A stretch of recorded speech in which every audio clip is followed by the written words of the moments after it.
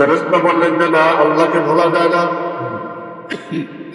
500 বছরের রাস্তা অতিক্রম করে না, 5,000 5,00,000 বছরের দূরেও যদি কেউ চলে যায়, আল্লাহকে ভোলা যায় না।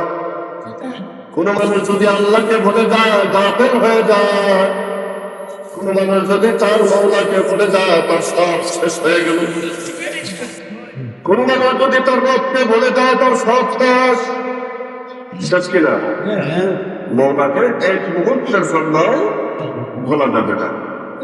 একে চশমে যাবেন গাফেল আবাস হয় নাবাস,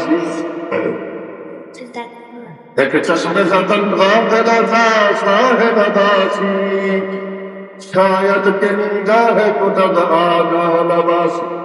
জালাল নবী বলে, এক সেকেন্ডের জন্য আল্লাহকে ভোলা যাবে না। এমন হইতে পারে আমি এক সেকেন্ডের জন্য অন্যদিকে দৃষ্টি রেখে আল্লাহকে ভুলে গেছি, ঠিক এই মুহূর্তে আল্লাহ তাআলা আমার দিকে রহমতের দৃষ্টিতে তাকাইছেন, কিন্তু আমি অন্যমনস্ক হওয়ার কারণে এই রহমত আর আমার ঘরে আসবে না, রহমত ফেরত যাবে। ঠিক কিনা?